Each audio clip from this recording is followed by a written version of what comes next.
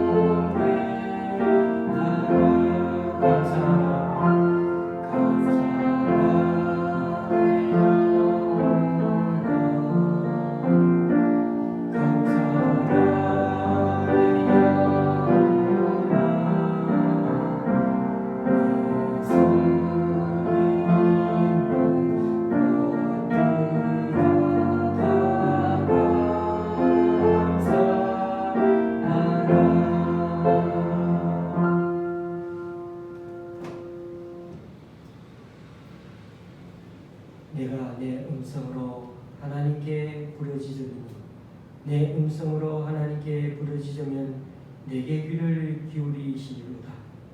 주는 기이한 일을 행하신 하나님이시라. 민족들 중에 주의 능력을 알리시고 주의 발로 주의 백성 곧 야곱과 요셉의 자손을 속량하셨나이다. 주의 길이 바다에 있었고 주의 고든 길이 큰 물에 있었으니 주의 발자취를 알 수 없었나이다. 주의 백성을 양떼같이 모세와 아론의 손으로 인도하셨나이다. 아멘. 다같이 사도신경으로 주님께 신앙 고백을 올려드리겠습니다. 전능하사 천지를 만드신 하나님 아버지를 내가 믿사오며 그 외아들 우리 주 예수 그리스도를 믿사오니 이는 성령으로 잉태하사 동정녀 마리아에게 나시고 본디오 빌라도에게 고난을 받으사 십자가에 못 박혀 죽으시고 장사한 지 사흘 만에 죽은 자 가운데서 다시 살아나시며 하늘에 오르사 전능하신 하나님 우편한 자 계시다가 저리로서 산자와 죽은 자를 심판하러 오시며 성령을 믿사오며 거룩한 공회와 성도와 서로 교통하는 것과 죄를 사하여 주시는 것과 몸이 다시 사는 것과 영원히 사는 것을 믿사옵나이다. 아멘. 찬송 6장 하나님께 찬양 드리시겠습니다.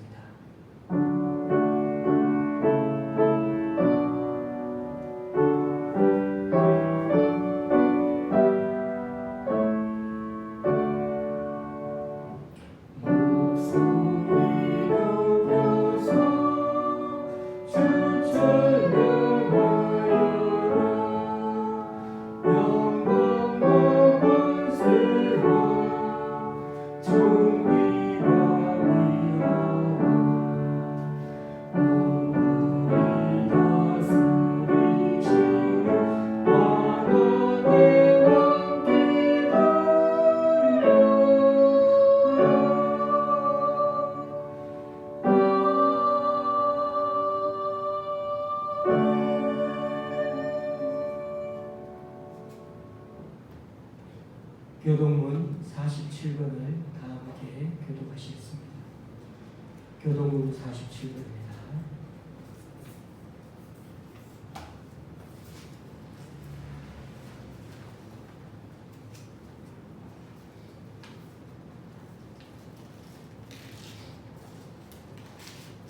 교동문 47권을 한 목소리로 다 같이 읽도록 하시겠습니다. 여호와께 감사하고 그의 이름을 불러 아뢰며 그가 하는 일을 만민 중에 알게 할지어다. 그에게 노래하며 그를 찬양하며 그의 모든 기이한 일들을 말할지어다. 그의 거룩한 이름을 자랑하라. 여호와를 구하는 자들의 마음이 즐거울지로다. 여호와와 그의 능력을 구할지어다. 그의 얼굴을 항상 구할지어다. 그의 종 아브라함의 후손 곧 택하신 야곱의 자손 너희는 그가 행하신 기적과 그의 이적과 그의 입의 판단을 기억할지어다. 그는 여호와 우리 하나님이시라. 그의 판단이 온 땅에 있도다. 그는 그의 언약 곧 천대에 걸쳐 명령하신 말씀을 영원히 기억하셨으니 이것은 아브라함과 맺은 언약이고 이삭에게 하신 맹세이며 야곱에게 세우신 율례 곧 이스라엘에게 하신 영원한 언약이라. 이르시기를 내가 가나안 땅을 내게 주어 너에게 할당된 소유가 되게 하리라 하셨더라. 아멘. 찬송가 27장입니다.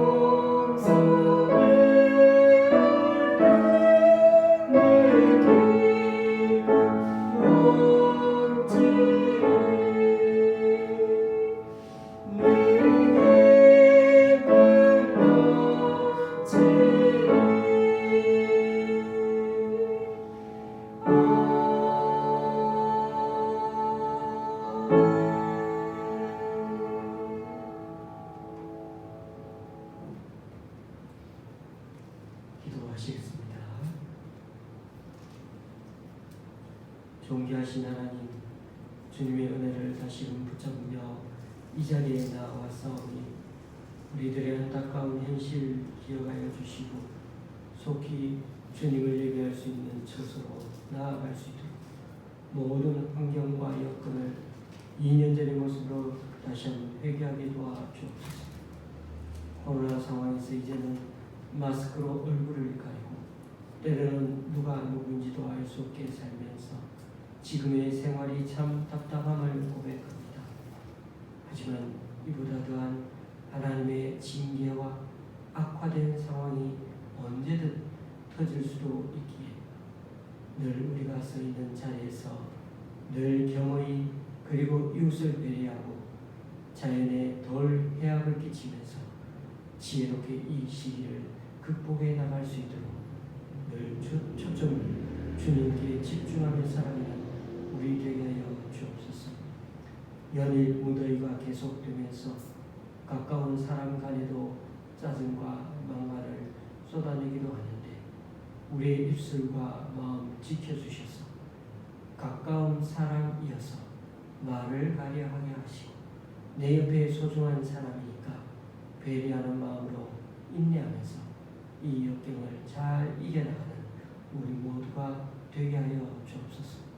오늘도 구약의 말씀을 듣습니다.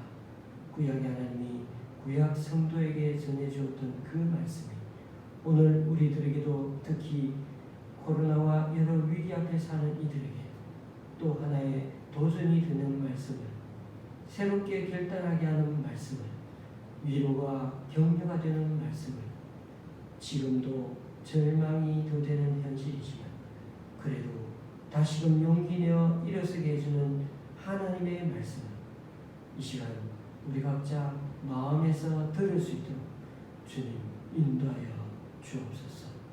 이 모든 말씀 예수 그리스도 이름으로 기도드립니다. 아멘.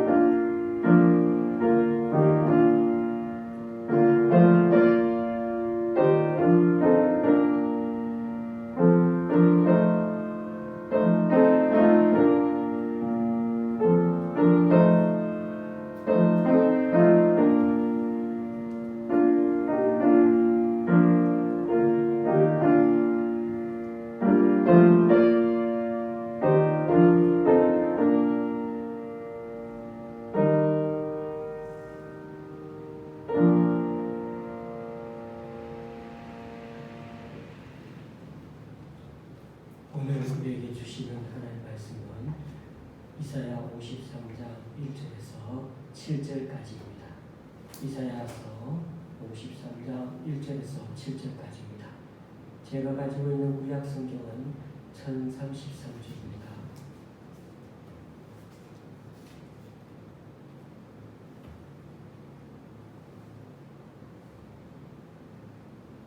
이사야서 53장 1절에서 7절까지 제가 대신 봉독하겠습니다. 우리가 전한 것을 누가 믿었느냐? 여호와의 팔이 누구에게 나타났느냐? 그는 주 앞에서 자라나기를 연한 순 같고 마른 땅에서 나온 뿌리 같았어. 고운 모양도 없고 분체도 없은즉 우리가 보기에 흠모할 만한 아름다운 것이 없도다. 그는 멸시를 받아 사람들에게 버림받았으며 강고를 많이 겪었으며 질고를 하는 자라. 마치 사람들이 그에게서 얼굴을 가리는 것 같이 멸시를 당하였고 우리도 그를 귀히 여기지 아니하였도다. 그는 실로 우리의 질고를 지고 우리의 슬픔을 당하였거늘 우리는 생각하기를 그는 징벌을 받아 하나님께 맞으며 고난을 당한다 하였노라. 그가 찔림은 우리의 허물 때문이요 그가 상함은 우리의 죄악 때문이라. 그가 징계를 받음으로 우리는 평화를 누리고 그가 채찍에 맞음으로 우리는 나음을 받았도다. 우리는 다 양 같아서 그렇게 행하여 각기 제 길로 갔거늘 여호와께서는 우리 모두의 죄악을 그에게 담당시키셨도다. 그가 곤욕을 당하여 괴로울 때도 그의 입을 열지 아니하였으며 마치 도수장으로 끌려가는 어린 양과 털 깎는 자 앞에서 잠잠한 양같이 그의 입을 열지 아니하였도다. 아멘.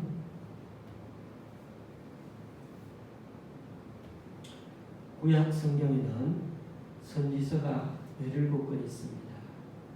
그 선지서들은 대개 크게 심판과 회복이라는 두 부분으로 구성되어 있습니다. 하나님이 선지자들에게 하시는 말씀은 너희들이 죄 때문에 심판하게 될 것이지만 그러나 심판하더라도 회개하면 다시 회복시켜 주실 거라는 거죠. 오늘 우리가 보는 이사야서 말씀도 이런 구조로 되어 있어서 40장부터 심판한 후에 회복에 대한 메시지를 담고 있습니다. 그래서 후반부가 처음 시작되는 40장 1절 말씀이 너희는 위로하라 내 백성을 위로하라 라고 그렇게 권면하시는 하나님의 위로가 먼저 선포되면서 시작되고 있습니다. 하나님은 벌만 내리고 끝내버리는 분이 아니라 다시금 하나님의 백성으로 살아갈 수 있도록 기회를 주시고 은혜의 자리로 다시 불러주시는 분이시기 때문입니다. 제가 지난 수요일에도 말씀드렸지만 오늘은 여호와의 종에 대해 말씀드리고자 합니다. 이스라엘을 심판하신 후에 회복 또는 구원을 베푸시는 하나님께서 여호와의 종들을 통해 그렇게 하시겠다는 메시지를 담고 있습니다. 여호와의 종에 대한 말씀이 후반부에 42장 또 49장, 50장, 53장 이렇게 네 군데에 나옵니다. 그리고 오늘은 네 번째 여호와의 종에 대해 바로 이 네 번째 53장에 있는 말씀을 살펴보려고 합니다.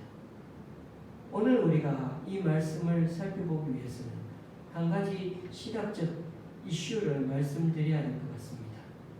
이사야서 말씀에 나오는 여호와의 종을 이 여호와의 종은 누구를 가리키는가 하는 것입니다. 목사님 무슨 말씀이세요? 오늘 본문에 나오는 여호와의 종은 누가 봐도 당연히 예수님을 가리키는 거잖아요. 맞습니다. 저도 지금까지 우리 교회에서 이 본문으로 3번이나 설교를 했거든요. 그리고 제가 지난 수요일에도 잠시 말씀드렸는데요. 사도행전 8장에 나오는 에티오피아 내시가 수레를 타고 가면서 열심히 성경을 읽고 있었는데 마침 그게 이사야 53장 말씀을 읽고 있었어요.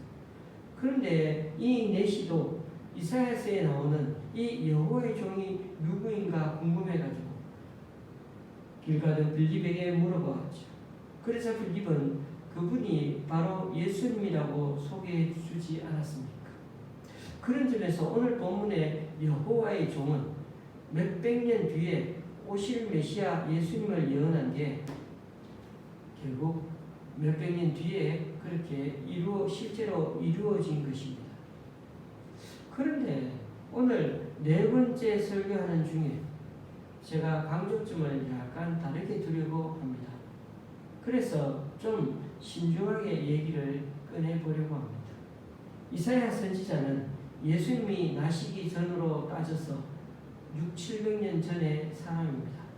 그래서 700년 전에 예언한 하나님의 아들 예수님의 증거 자료로 이 이사야 말씀을 사용하는 것도 좋긴 한데요. 그러나 어쨌든 이 말씀은 1차적으로는 이사야 시대의 사람들에게 전해진 말씀이 아니겠습니까? 그 당시 사람들은 이 말씀이 메시아를 뜻하는지를 몰랐습니다. 자신들이 바벨론 포로로 잡혀가서 수십 년간 고초를 당하면서 이사야 성경을 읽는다고 생각해 보십시오. 그런 점에서 이 말씀은 예루살렘으로 돌아가지 못하고 이방 땅에서 서러운 마음을 삼키면서 왜 하나님께서 우리를 버리셨나 하는 것을 늘 되뇌면서 사는 유대인들을 대상으로 말씀을 전하고 있다는 점에서 우리는 다시 한번 생각해 보아야 한다는 것입니다. 또 한 가지 말씀드리고 싶은 점은 구약 성경에서 여호와의 종 그러면은 무조건 메시아를 가리키는 것은 아니라는 점입니다. 또 다른 인물을 가리킬 때도 있다는 것입니다. 모세오경에서는 모세를 가리키고 여호수아서에서는 여호수아를 여호와의 종이라고 했습니다. 그 외에도 다윗도 여호와의 종이라고 한번 불렀고 또 이스라엘 백성을 지칭해서 하나님의 종 여호와의 종이라고 하기도 했습니다. 그러니까 53장에 나오는 여호와의 종은 나중에 신약에 왔어야 메시아로 오신 분임을 구약 예언서 말씀에서 찾아와서 증거 자료로 삼은 것이지. 이 말씀이 주어질 때는 바벨론 포로에서 구원해내는데 쓰임받은 그 하나님의 사람을 지칭한다고 보면 되겠습니다. 오늘 말씀을 예수 그리스도의 인격과 사역을 예언하는 것으로만 읽어버리면 그렇죠. 정작 당시 구약시대에 살았던 그 사람들에게는 이 이사야 말씀이 별로 의미가 없는 게 되어버리지 않겠습니까? 그렇게 되면 이사야서 말씀은 오늘날 우리에게는 예수님을 소개하는 좋은 예화집 정도로는 쓸모가 있고 또 좋지만 은혜가 되지만 그 당시 사람들에게는 아무런 도움이 안 되는 책이 되고 맙니다. 그런 점에서 본문의 말씀은 하나님께 부름받은 이스라엘의 사명자 그 개인을 향한 말씀으로 1차적으로 해석해야 되고 그리고 나서 참 이스라엘의 사명자이신 분이 나중에 보니 바로 예수 그리스도라고 적용해 가자는 것입니다. 그래야 이 말씀이 당시 성도에게도 적용이 되고 또 무엇보다도 오늘 이 말씀을 듣는 우리들도 사명자로서 그렇게 다시금 부름의 자리를 점검해 볼 수 있다는 것입니다. 이처럼 성경은 특히 구약 성경의 예언의 말씀은 2중, 3중으로 나중에 말씀의 의미가 점점 확장되어 적용되어 간다는 것을 알 수가 있습니다. 실제로 한 예를 들어보겠습니다. 이사야 49장에는 두 번째 종의 노래가 나오는 대목이 있습니다. 49장 6절을 제가 읽어보겠습니다. 내가 또 너를 이방의 빛으로 삼아 나의 구원을 베풀어서 땅 끝까지 이르게 하리라. 제가 수요일날 함께 본 말씀이죠. 하나님은 이스라엘을 심판하시고 나서는 나중에 이들을 다시금 구원해내기 위해서 하나님의 종을 들어 쓰십니다. 여기서 이방의 빛은 이방 땅, 구체적으로 말하면 바벨론에 있는 이스라엘 백성들을 구원해내기 위해 쓰임받는 것을 의미합니다. 그러니 여기 본문에서는 이방 선교가 1차적인 의미는 아닌 것입니다. 나의 구원을 베푼다고 베풀어서라는 말씀이 나오죠. 나의 구원을 베풀는다고 하는 것은 바벨론에 잡혀간 이스라엘 백성들을 이방에서 불러내어 다시금 약속의 땅 가나안으로 회복시켜가는 것을 의미합니다. 그것이 구원입니다. 그런 내용이어야 당시 이스라엘 사람들이 이 말씀을 듣고 하나님의 말씀을 듣고 힘이 생기고 위로가 되고 하나님에 대한 믿음이 생기지 않겠습니까? 그런데 보십시오. 사도행전 13장 47절에서 이 이사야 49장 말씀을 그대로 인용하여 사용하고 있습니다. 제가 사도행전 13장 말씀에 있는 부분을 읽어보겠습니다. 주께서 이같이 우리에게 명하시되 내가 너를 이방의 빛으로 삼아 너로 땅끝까지 구원하게 하리라 하셨느니라 하니, 이 말씀은 사도 바울과 바나바가 자신들의 전도 사역을 하면서 이사야 말씀을 인용하고 그리고 다시금 활용한 사례입니다.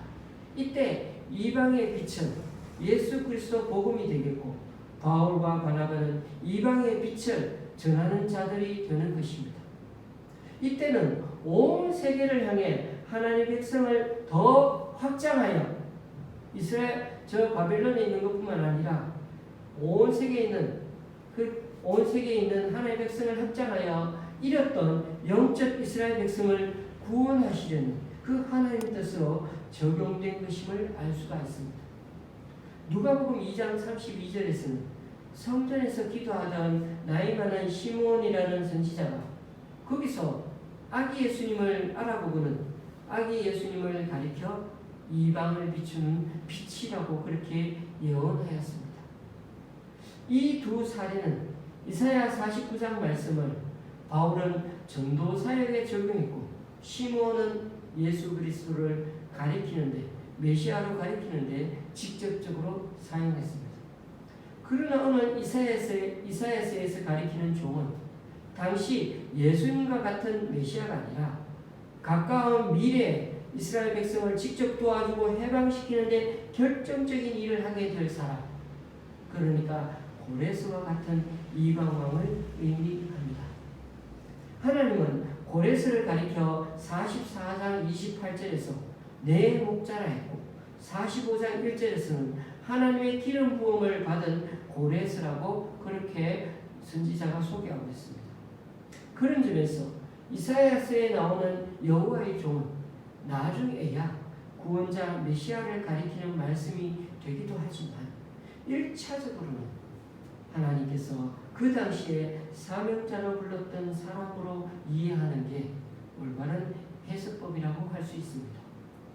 역사 속의 고레스 왕도 어떻게 보면 이스라엘에게 이방의 빛의 역할을 한 것이죠. 물론 일시적으로 말입니다.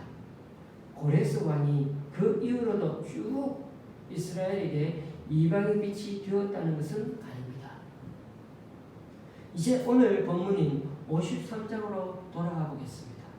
52장 13절부터 시작해서 53장 끝까지가 네 번째 여호와의 종에 관한 부분입니다.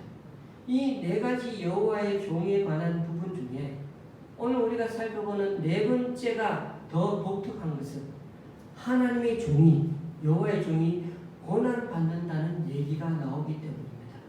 그래서 우리는 너무나 자연스럽게 구원자 예수 그리스도를 떠올리게 됩니다. 예수님의 십자가 사역과 너무나 잘 맞아떨어지기 때문이죠. 하나님의 종이 엄청난 고난을 받고 또 사람들의 미움과 멸시를 받다가 나중에는 백성들의 죄와 허물을 대속하기 위해 속건 제물이 되어서 백성들의 모든 죄악을 담당하게 된다는 것입니다. 저도 이와 같이 구원자 예수 그리스도를 예표하는 말씀으로 3번씩이나 설교를 했습니다. 저는 여기에다 이사야 선지자 시대의 사람들에게 전해주신 1차적인 의미를 함께 나누기를 원합니다. 그래야 구원자 메시아에 대한 교훈도 우리들 현재 삶의 위기에서 좀 더 현실감 있게 주어지는 말씀으로 들려지고 다가올 수 있을 것입니다. 1절입니다. 우리가 전한 것을 누가 믿었느냐? 여호와의 팔이 누구에게 나타났느냐? 여기서 여호와의 팔은 구원의 도구이자 심판의 도구를 말합니다. 지금 이스라엘은 바벨론에 잡혀가 70년간 억눌려 살아오고 있습니다. 그런 상황 가운데 선지자의 간절한 기도가 51장에 나옵니다. 여호와의 발이여 깨소서 깨소서 능력을 베푸소서 옛날 옛시대에 깨신 것 같이 하소서. 옛날 옛시대에 즉 출애굽 사건과 40년 광야에서 드러났던 그 하나님의 팔과 능력을 지금 이스라엘 이 상황에서도 드러내 달라는 그 간절한 기도 내용이 바로 51장에 나오는 것이죠. 이러한 기도의 응답에 바로 답을 하시는 것처럼 하나님은 여호와의 팔이 나타나게 될 거라고 오늘 우리가 읽었던 53장 1절에서 말씀하고 있는 것입니다. 이제는 때가 되어 하나님이 깨어나고 일어나셔서 역사하게 되실 거라는 것입니다. 그런데 문제가 좀 생긴 것처럼 보입니다. 하나님의 팔, 하나님의 능력이 어떻게 초라하고 볼품없는 종의 모습으로 그렇게 묘사되어 있습니다. 2절입니다. 그는 주 앞에서 자라나기를 연한 순 같고 마른 땅에서 나온 뿌리 같아서 고운 모양도 없고 풍채도 없은즉 우리가 보기에 흠모할 만한 아름다운 것이 없도다. 하나님의 능력의 종이 사람들이 보기에 아무런 매력 없는 사람이라는 것입니다. 여러분, 강력한 하나님의 팔과 또 마른 땅에서 겨우 올라오는 그 비실거리는 여린 순을 한번 비교해 보십시오. 전혀 어울리지 않는 그런 결합이 아닙니까? 그런 두 가지의 모습이 그렇게 잘 연결이 됩니까? 그래도 여호와의 팔, 그러면 삼손 정도는 되어야 하지 않겠습니까? 하나님이 고레스 왕을 역사 속에 등장시켜서 열방 여러 나라들을 굴복시키고 유대 사람들을 예루살렘으로 돌아오게 하셨습니다. 우리가 보기에도 고레스 정도 되면은 하나님의 능력이 팔같이 보입니다. 그런데 오늘 여호와의 팔이라고 하면서 나타난 종은 그와는 정반대로 무기력하고 연약하게만 보입니다. 그런 점에서 여호와의 종을 통해 나타나는 하나님의 팔은 분명히 하나님의 구원의 도구이기는 하지만 그 모습은 고난받는 종의 모습입니다. 종의 영광은 세상에서 누리는 그런 승리와 번영이 아니라 오히려 고난받는 데 있다는 것입니다. 하나님의 종에게 임한 하나님의 능력은 세상에서 말하는 승리와 다를 수 있고 오히려 매맞는 고난에서 하나님의 능력이 드러난다는 것입니다. 심지어 백성들조차도 하나님의 종을 무시하고 거들떠 보지도 않습니다. 상대에서는 강고를 많이 겪었으며 질고를 아는 자라고 소개합니다. 강고를 많이 겪었다는 건 슬픔을 안다는 말이고 질고를 안다는 것은 병을 안다는 것입니다. 그러니까 이 종에게는 고생과 슬픔이 끊이지 않고 내내 병치레를 하며 사는 자입니다. 하나님의 종이라면 좀 강하고 능력이 있어야 하는데 어찌 비실거리는 사람을 하나님은 능력자라고 말씀하시는지, 그게 하나님 뜻이라니 좀 이해가 안 되는 것 같지 않습니까? 시편 73편에 보면 우리가 지금 살아가는 인생에 참 공감이 가는 그런 내용이 실려 있습니다. 73편 4절 5절입니다. 그들은 죽을 때에도 고통이 없고 그 힘이 강건하며 사람들이 당하는 고난이 그들에게는 없고 사람들이 당하는 재앙도 그들에게는 없나니. 여기서 그들이 누군지 궁금하시죠? 악인입니다. 악인은 죽을 때도 고통이 없고 힘이 남아 도는데 아무 어려움도 겪지 않고 잘만 살다 죽는데, 그런데 73편 14절에 보니까 나는 종일 재난을 당하며 아침마다 징벌을 받는다. 악인은 만사 행통하는 것 같은데 하나님의 종은 맨날 어려움만 겪는 것처럼 보이는 거죠.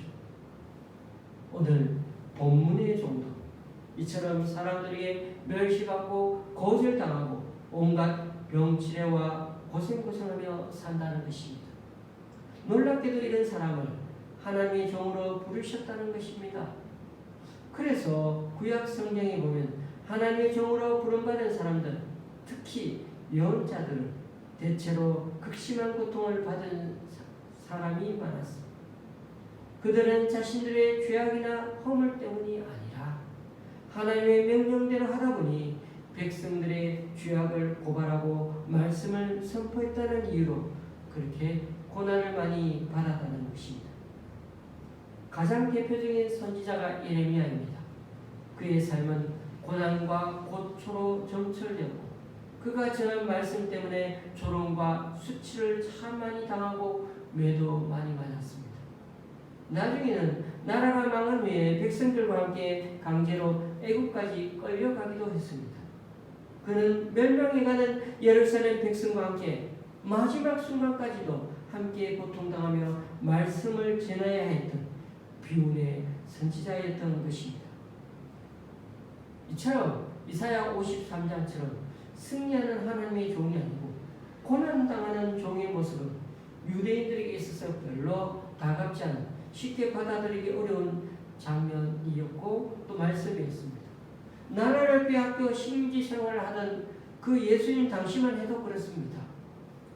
바리새인들과 대제사장들이 시기와 질투로 미움으로 예수님을 제거하려고 했을 때 그들은 예수님을 어떻게 하든지 당국에 고발하려고 했습니다. 그가 군사적으로 정치적으로 메시아이기 때문에 그렇게 설치고 다니기 때문에 로마에 대한 반역자로 몰아가고 싶어 했던 것입니다. 왜냐하면 당시 군중들이 군사적 정치적 메시아를 누구든지 많은 사람들이 그렇게 바라고 있었기 때문에 그들은 그것을 이용했던 것입니다. 당시 일부의 사람들은 폭력을 사용했어도 나라를 되찾는 그런 저항운동을 펼쳐야 한다고 생각했습니다. 사도 바울 역시 폭력을 사용해서라도 유대교에 반하는 그리스도인들을 색출해내야 한다고 믿었습니다. 그런 점에서 53장에서 말씀하는 고난받는 메시아, 구원자 사상은 당시 유대인들의 구원자 메시아 정서와는 맞지 않는 것이었습니다. 우리는 여기서 기독교 신앙의 역사를 다시금 깨닫게 됩니다. 인터넷 사전에 보면 역사를 겉으로 보기에는 명백히 모순되고 부조리하지만 그 속에 진실을 담고 있는 표현이라고 그렇게 정의를 내리고 있습니다. 기독교는 역설적인 측면을 가지고 있고 또 역설적인 신앙을 요청하고 있습니다. 특히 예수님이 복음이야말로 과히 역설적이라고 말할 수 있습니다. 복음의 핵심에는 십자가와 부활이 놓여 있습니다. 저주의 형편인 십자가는 말 그대로 승리가 아니라 패배라고 할 수 있지 않습니까? 그런데 그 패배의 십자가를 통하여 사실은 승리의 부활의 시대가 열리게 되는 것입니다. 연약한 죽음을 통하여 사망 권세가 정복되고 새 시대가 활짝 열리게 된 것입니다. 그러니까 십자가의 죽음 뒤에는 부활의 승리가 맞물려 있었던 것입니다. 그런 점에서 그리스도의 십자가와 부활은 세상 우리 그리스도인들에게 또 하나의 생경한 의미를 던져줍니다. 잘 한번 생각해 보십시오. 주님의 부활은 온 세상을 향한 증거가 아니라 주님을 따르고 믿는 자들을 향한 증거라는 사실입니다. 그러니까 예수님의 십자가 죽음을 보고 절망에 빠져있던 제자들이 이 부활의 힘을 체험하면서 그 후로는 뒤도 돌아보지 않고 평생 주님을 따르며 살게 되었다는 것입니다. 주님의 십자가는 모든 사람에게 나타났지만 그러나 주님의 부활은 오직 미리 택하신 증인들에게만 드러났습니다. 고린도전서 15장에 나오는 것처럼 12제자와 500여 명의 사람들과 예수님의 친동생 야고보와 그리고 사도 바울이 바로 예수님의 부활을 목격한 사람들이었습니다. 이 부활을 직접 목격한 사람들은 그 인생이 확연히 달라졌습니다. 그리고 우리처럼 직접 보지는 못했지만 그 부활을 진짜 믿고 예수님을 마음에 모신 사람 또한 삶이 달라지게 되어 있습니다. 유대인들은 예수님에게 확실히 믿을 수 있는 표적을 보여달라고 자꾸만 졸라대었습니다. 그래서 예수님은 보여줄 표적은 십자가의 표적밖에 없다고 했습니다. 세상의 그 찬란한 능력과 탁월한 능력과는 다르게 십자가에 못 박히신 그리스도야말로 이 땅 가운데 나타난 하나님의 능력이 된다는 것입니다. 그러니까 그리스도의 십자가와 부활은 하나의 믿음입니다. 예수님의 십자가와 부활을 믿은 사람은 이후에 온갖 고난에 휩싸여도 그리고 그 고난의 끝에서 개죽음을 당하여도 그 고난의 삶이 곧 부활의 삶이고 신앙의 승리라는 것입니다. 그리고 비록 목숨을 잃고 죽는다 하더라도 그리스도와 함께 부활할 것을 우리는 믿습니다. 이것이 바로 기독교 신앙의 역설인 것입니다. 본문의 고난의 종 또한 마찬가지입니다. 겉으로 보기에는 손해보고 다 망해버리는 것 같지만 그 길을 주님 따라가면 그 속에 하나님의 승리를 담고 있거든요. 요즘 신간 중에 위그노처럼이라는 책이 있습니다. 위그노는 종교개혁가 장 깔뱅의 신학을 따르는 16세기에서 18세기의 프랑스 개신교인을 가리킵니다. 위그노라는 말은 독일어인 여러 단어들을 축약하고 모아놓은 줄임말인데 하나의 가르침으로 연결된 동지들이라는 뜻입니다. 하나의 가르침으로 서로 연결된 그런 동지들, 그런 뜻을 줄여서 위그노, 축소해서 위그노라는 그렇게 불렀습니다.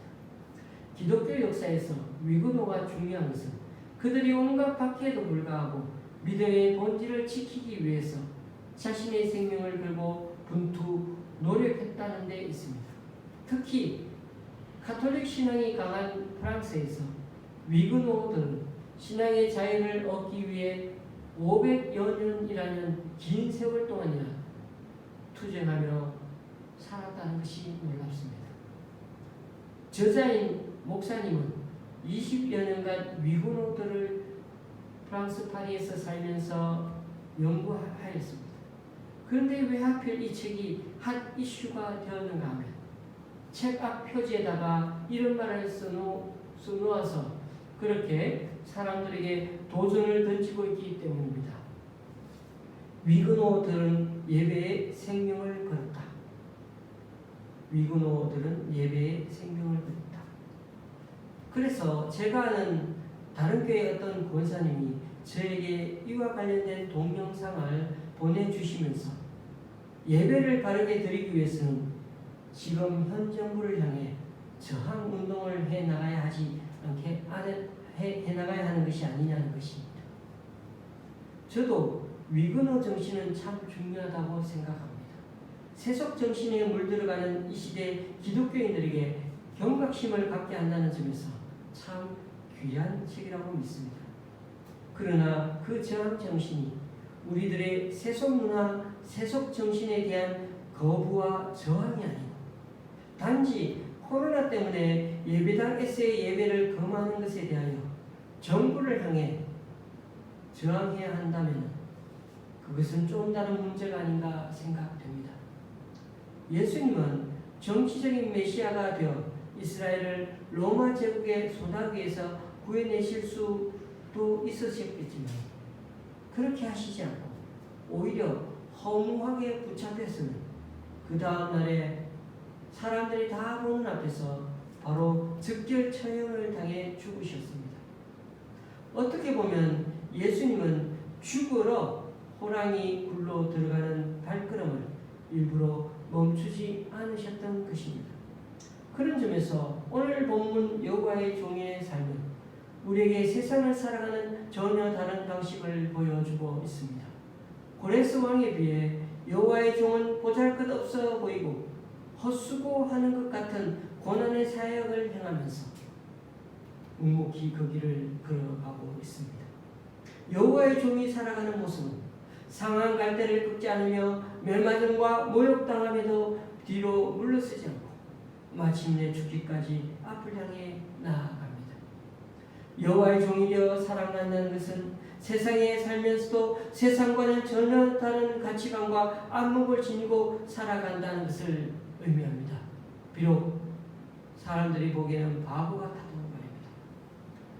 우리가 읽지는 않았지만 10절에 보시면 고난받는 종은 그의 영혼을 속건제물로 하나님께 드렸다고 합니다. 그가 속건제물로 자신을 하나님께 드림으로써 어떤 결과가 이루어지게 되었을까요? 크게 두 가지 결과가 주어집니다. 첫째는 그가 희생제물이 되심으로 많은 열매를 거두는 것입니다. 구체적으로 그 열매의 씨를 보게 되면 그의 날이 길어지게 된다는 것입니다. 그 말은 곧 고난받은 종의 사역을 통하여 많은 사람들이 주님께로 돌아오게 될 것이고 그의 영향력이 오래오래 기억될 것이라는 뜻입니다. 또 한 가지 고난당한 종의 사역의 결과는 여호와 하나님을 기쁘시게 해 드리는 게 결국 고난받는 종은 지는 것으로 진정한 승리를 거두는 역설의 신앙을 우리들에게 가르쳐주고 있는 것입니다. 말씀을 마치고자 합니다. 우리는 이사야 53장 말씀을 어떻게 적용하며 살기 원하십니까? 우리의 죄를 대속해 주신 예수님 때문에 우리의 죄가 사해지고 천국에 가는 구원의 길이 열렸으니 얼마나 좋습니까?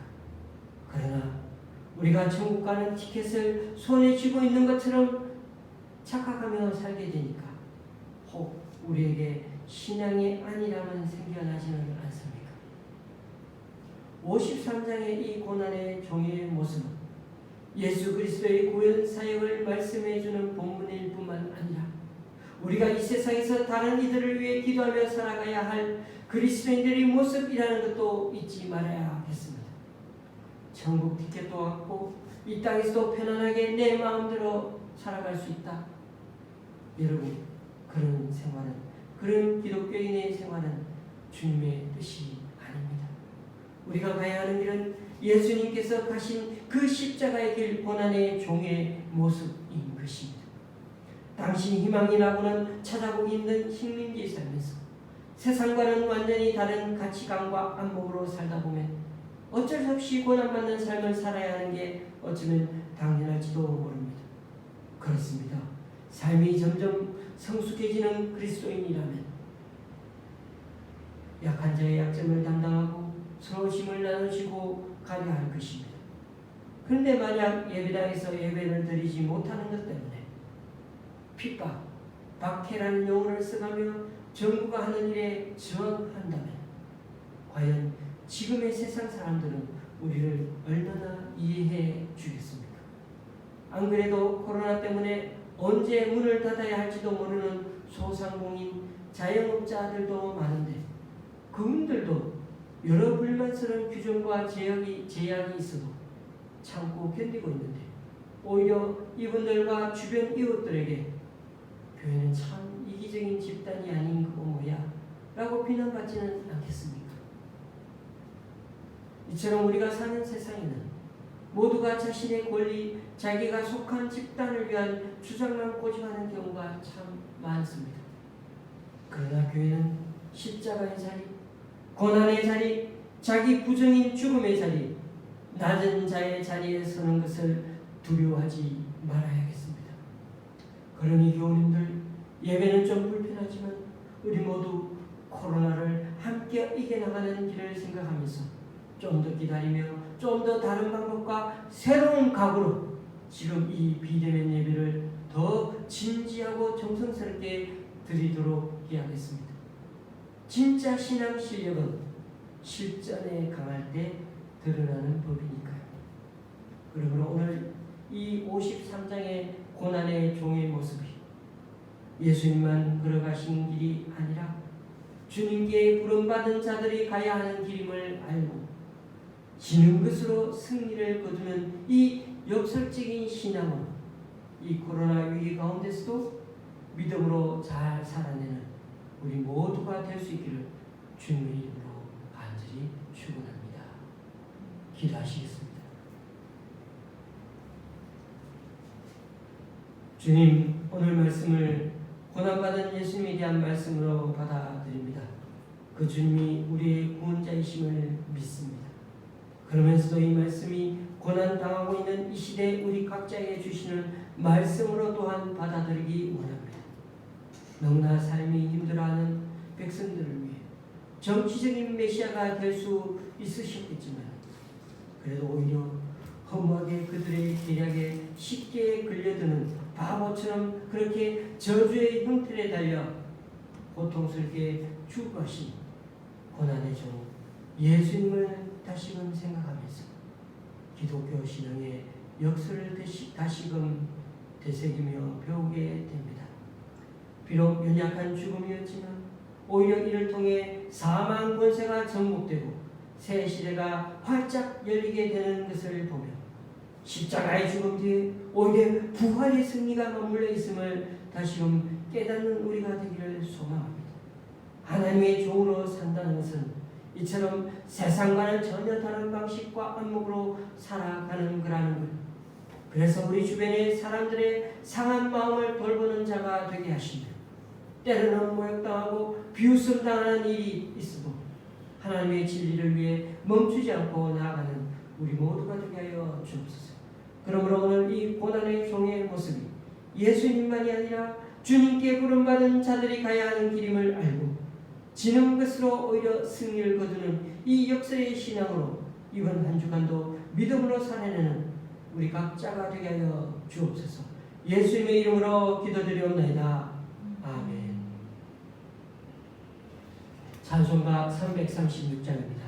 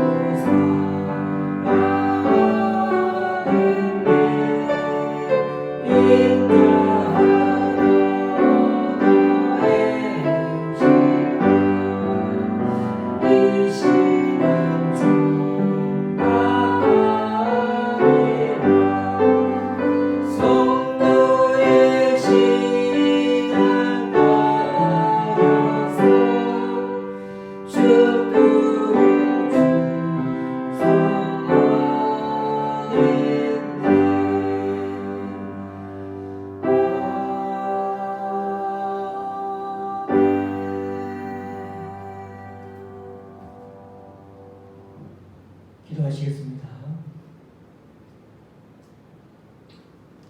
주님, 오늘도 우리 교회 성도님 한 분의 실조와 네 분이 드린 주일 헌금을 주님께 올려드립니다.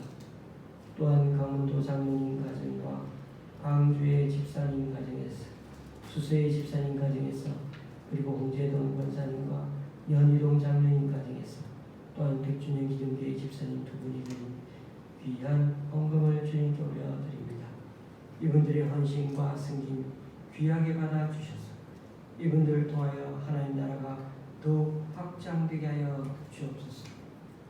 또한 오늘 이 시간 우리 각자 여러 모양으로 드리는 헌금들 기뻐 받아 주시고 쓰이는 곳마다 귀한 결실 맺게 하나님의 크신 은총으로 덧입혀 주옵소서. 예수님의 이름으로 온 기도 드립니다. 아멘.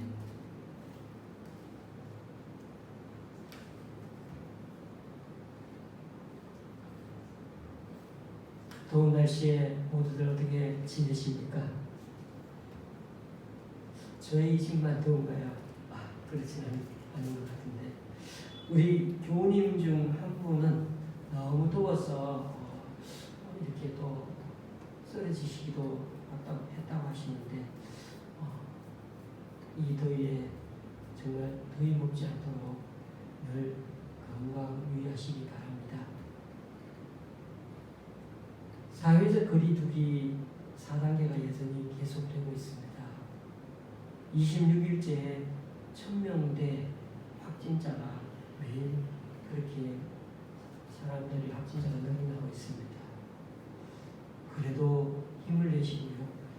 주님께서 저와 여러분의 가정에 이번 한 주간도 능히 지켜주시기를 주님의 이름으로 기도드립니다. 찬송가 218장입니다.